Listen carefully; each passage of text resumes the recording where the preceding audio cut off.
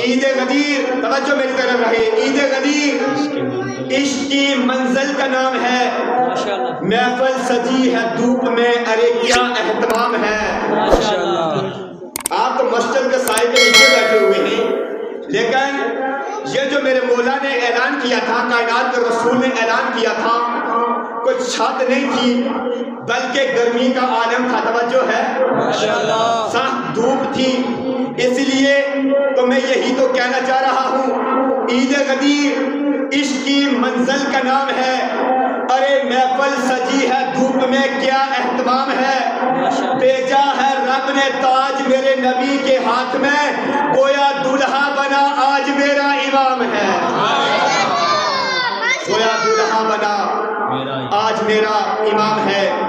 سامعین گرامی اکرام، خداوند متعال سورہ مائدہ کی آیہ نمبر 67 میں ارشاد فرما رہا ہے، یا ایھا الرسول بلغ ما انزل الیک من ربک۔ مجھ سے پہلے آقا صاحب نے بہت آسان انداز میں اپنے نکات آپ تک پہنچائے ہیں، لیکن ان کے بعد حق تو نہیں بنتا ہے کہ زبان کو جنبش دی جائے، لیکن آل محمد کے در کا ادنا سا طالب علم ہونے کے ناطے یہاں پر حاضری دینا مقصود ہے، تاکہ میرا بھی ذکر ولایت کے قصیدے پڑھنے والوں میں میرا بھی شمار ہو جائے۔ سامعین محترم، اب قرآن مجید ہے، فرقان حمید ہے، آیا کا نزول کچھ اس طرح سے ہے، یا ایھا الرسول بلغ ما انزل الیک من ربک۔ سامعین محترم، قرآن مجید میں جب بھی اللہ تعالیٰ نے اپنے پیارے محبوب کو مخاطب کیا ہے، یا کہا یا ایھا المزمل،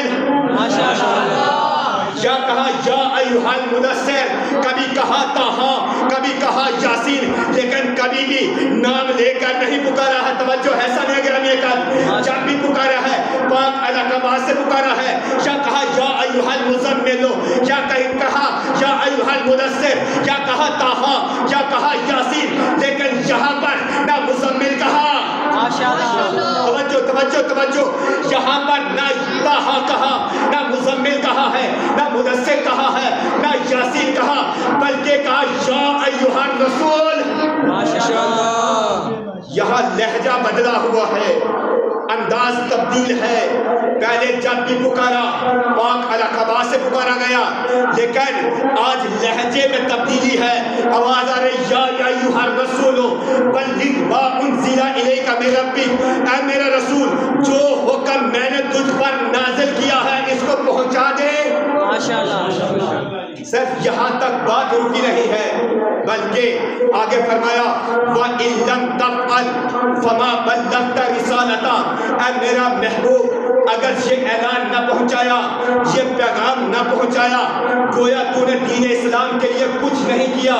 میں یوں کہنا چاہ رہا ہوں، اے رب العزت تیرے محبوب نے طائف میں جو پتھر کھائے، مکہ والوں کی جو مصیبتیں برداشت کی، ہجرت کرنے پہ مجبور ہو گئے، آواز آتی ہے سب کچھ ہو جائے، لیکن اگر یہ اعلان نہ پہنچایا گویا تم نے کچھ نہیں کیا۔ اب آواز آتی ہے اے میرا رسول یہ اعلان ضروری ہے، یہ اعلان پہنچانا ہے، لیکن میرا اللہ جانتا ہے کچھ منافقین موجود ہیں، توجہ ہے سامعین گرامی اکرام، اللہ جانتا ہے اس اعلان میں بڑی دشواری ہے، اعلان میں بڑی مشکلات ہیں، کیوں؟ وجہ یہ ہے یہ اعلان ہے رسول خدا کی زندگی کا آخری اعلان ہے، یہ بھی بڑا مشکل اعلان ہے، لیکن کائنات کے رسول جب مبعوث رسالت ہوئے تھے وہاں پر بھی اعلان کیا تھا، وہ اعلان بھی مشکل تھا۔ آؤ میرے ساتھ تاریخ کا مطالعہ کیجئے، آؤ میرے ساتھ تھوڑا سا سفر کیجئے، وہ اعلان یہ تھا وَأَنذِرْ عَشِيرَتَكَ الْأَقْرَبِينَ، اے میرا محبوب اپنے قریبیوں کو دعوت دے، اپنے قریبیوں کے لیے توجہ میری طرف ہے، صلوات پڑھے محمد وآل محمد۔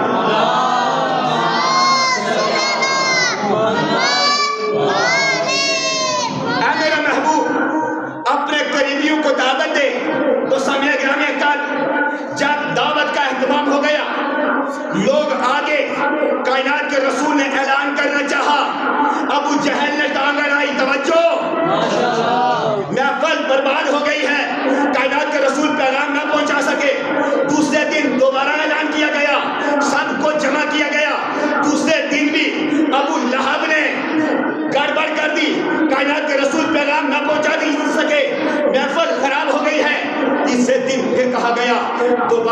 اہتمام کیا جائے. اب آواز آتی ہے اے میرا اللہ یہ اعلان کر رہا ہوں تیری مرضی سے, یہ اعلان ہے تیری مرضی سے, لیکن جب میں پیغام پہنچانا چاہتا ہوں کچھ شریر لوگ آگے بڑھ کر میری محفل کو خراب کر دیتے ہیں. آواز آتی ہے اے محمد مصطفیٰ ہم نے تمہیں اکیلا نہیں بھیجا تھا بلکہ ہم نے بڑا اہتمام کر کے بھیجا تھا. اے مصطفیٰ آج تو نے اعلان کر رہا ہے, آج تیری ایک طرف جناب حمزہ ہوں گے, ایک طرف جناب ابو طالب ہوں گے, ایک طرف جناب حمزہ, ایک طرف جناب ابو طالب.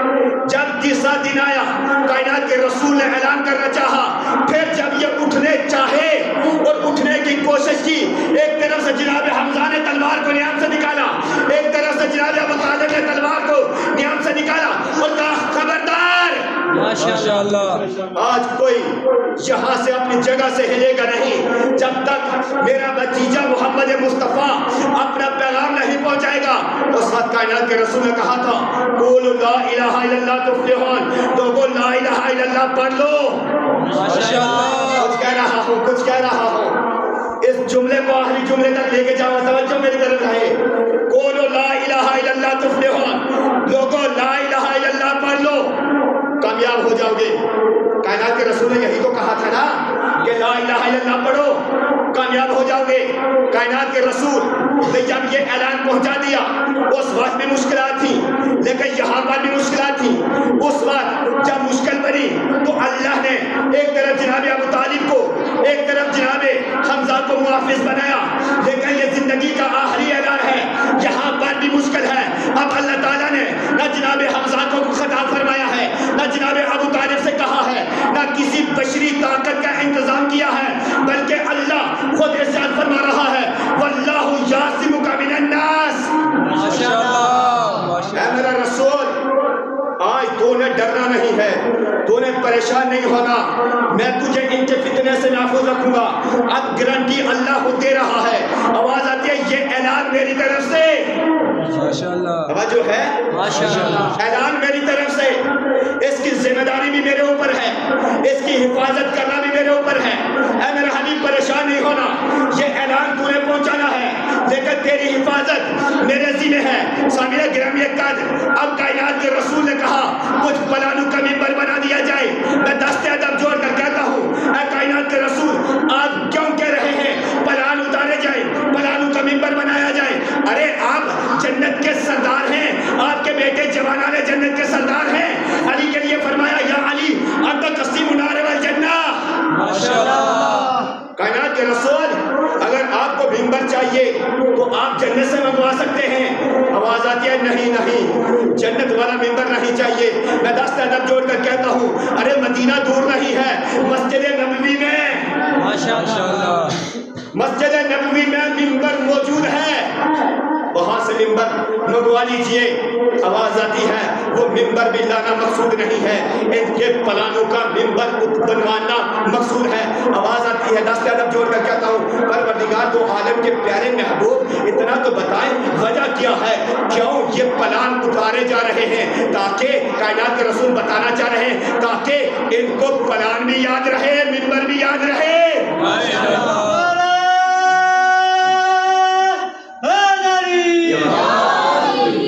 تاکہ پلان بھی یاد رہیں, ممبر بھی یاد رہیں. لیکن اللہ نے گارنٹی اٹھائی ہے نا واللہ یعصمک من الناس.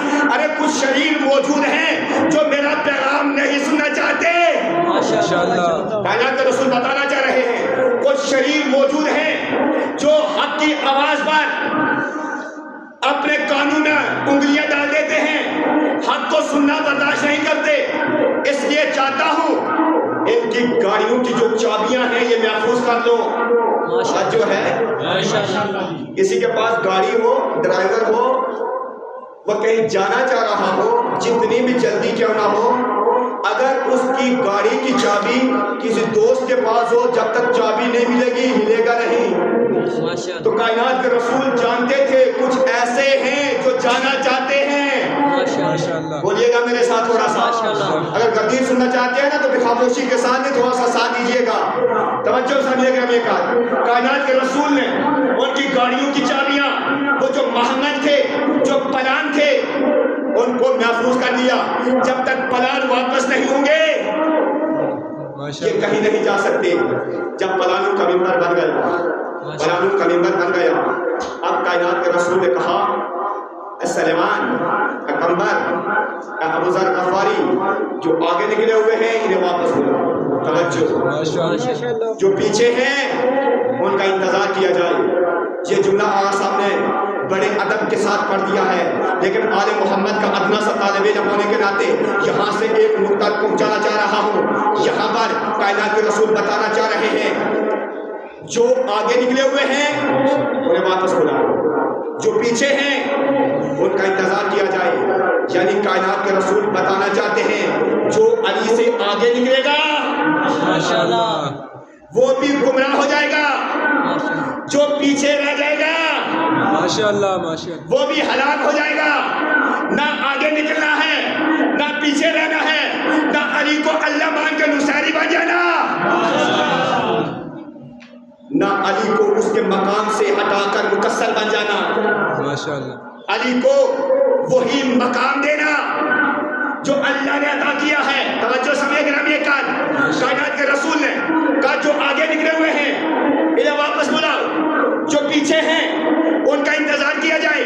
ارے یہ کوئی ایک دن کی محفل نہیں تھی، کوئی ایک دن کا یہ اعلان نہیں تھا، بلکہ 3 دن ماشاءاللہ 16 ذی الحج کو حاجیوں نے گھر پہنچنا تھا۔ 16 ذی الحج کو تمام حاجی اپنے گھر میں پہنچ جاتے ہیں، لیکن 16 ذی الحج کو کائنات کے رسول نے روک کے رکھا، کوئی حاجی گھر نہیں جائے گا۔ 17 کا دن چڑھا، کائنات کے رسول نے پھر روک کے رکھا، کوئی گھر نہیں جائے گا، کائنات کے رسول نے روک کے رکھا۔ 18 کا دن چڑھا، اس وقت اعلان فرمایا، میں آواز دے کر کہنا چاہ رہا ہوں یا رسول خدا 16 ذی الحج کو حاجیوں نے گھر پہنچنا تھا، آپ نے ان کو روک کے رکھا ہے، 17 کو بھی نہیں جانے دیا، وجہ کیا ہے؟ یہ 3 دن روکنے کی وجہ کیا ہے؟ کائنات کے رسول بتانا چاہ رہے ہیں 16 کو حاجی گھر میں پہنچتے ہیں۔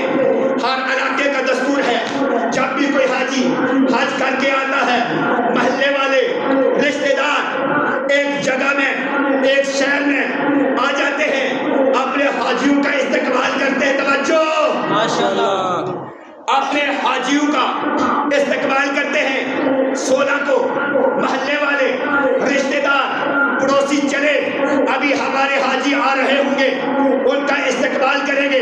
جب پہنچے دیکھا حاجی نہیں ہے، توجہ توجہ توجہ سب گرامی کر، بڑی محنت سے گزر رہا ہوں۔ 16 کو انتظار کرتے رہے تمام رشتہ دار، ہمسائے، حتیٰ کہ بیویاں انتظار میں، والدین انتظار میں، بچے انتظار میں، ماشاءاللہ اس سے باریکی میں نہیں جا سکتا۔ توجہ ماشاءاللہ بیویاں انتظار میں کہ ابھی تک شوہر نہیں پہنچے، والدین انتظار میں کہ ابھی تک بیٹے نہیں پہنچے، بچے انتظار میں کہ ابھی تک بابا نہیں پہنچے، انتظار کر رہے ہیں، ان کی پریشانی بڑھ رہی ہے۔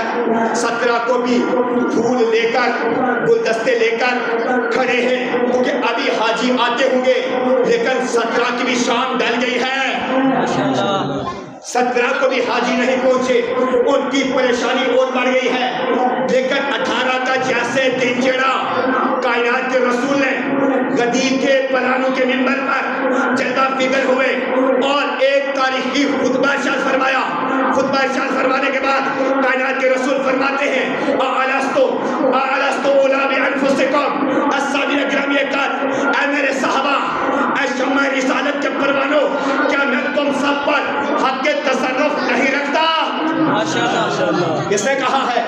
کائنات کے رسول نے کہا ہے اَأَلَسْتُ أُولَىٰ بِأَنفُسِكُمْ، کیا میں تم سے زیادہ تمہارے نفسوں پر